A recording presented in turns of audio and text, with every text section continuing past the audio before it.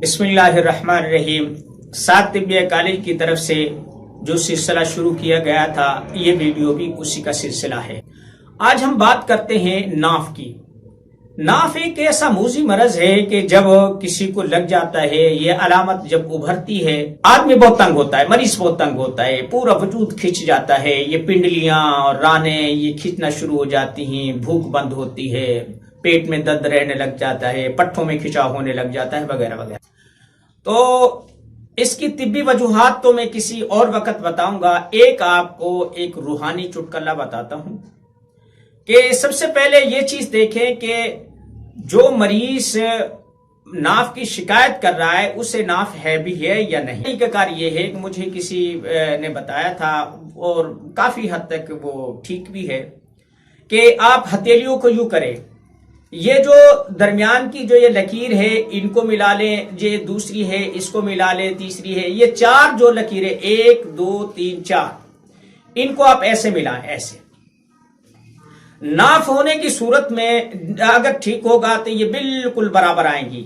یہ جو انگلیاں ہیں، یہ نشانات ہیں، یہ بالکل برابر آئیں گے۔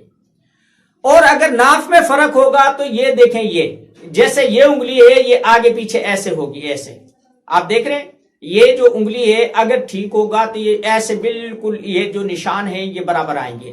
اور اگر ناف میں فرق ہوگا تو یہ ایسے اوپر نیچے ہو جائیں گے۔ جتنی زیادہ ناف ہوگی اتنا اس میں فرق۔ مجھے جو اجازت ملی ہے اس عمل کی وہ میں آپ کو بھی منتقل کرتا ہوں، بالخصوص ہمارے طلباء جو سات طبیہ کالج سے منسلک ہے ان کے لیے خصوصی طور پر میں اجازت دیتا ہوں، اور عمومی طور پر تمام مسلمان کوئی بھی غرض مند اور کوئی بھی ضرورت مند اسے اپنا سکتا ہے۔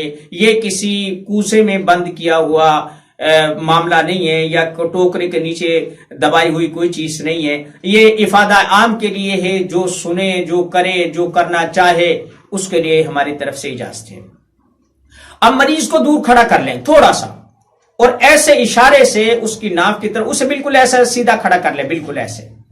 اب جب وہ کھڑا ہو جائے تو ایسے اشارے سے ناف کی طرف اشارہ کریں انگلی سے اور پڑھیں الف الف الف الف 11 دفعہ، یعنی الف الف الف الف الف الف الف الف الف الف الف، اور پھونک مار دیں۔ پھر چیک کریں۔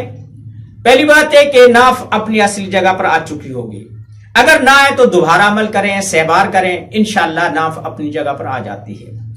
بہت سارے لوگ تعویذ کے طلبگار ہوتے ہیں، گنڈے کے طلبگار ہوتے ہیں، تو یہی چیز کسی کاغذ پر لکھ کر اس کا تعویذ بنا کر ناف میں رکھنے کے لیے دے دیں۔ اگر دھاگا مانگتا ہے تو ایسے ہی جو ہے نا وہ الف 1 گانٹھ، دوسری تیسری 11 گانٹھیں اور 11 الف پڑھ کر پھونک ماریں اور اسے کہے کہ یہ کمر کے اور ناف کے اوپر باندھ لے۔ انشاءاللہ امید ہے کہ یہ جو چھوٹا سا ایک ٹوٹکا ہے اس سے فائدہ بھی ہوگا اور بہت سارے لوگوں کی تکلیف بھی دور ہوگی۔ وما علینا الا البلاغ۔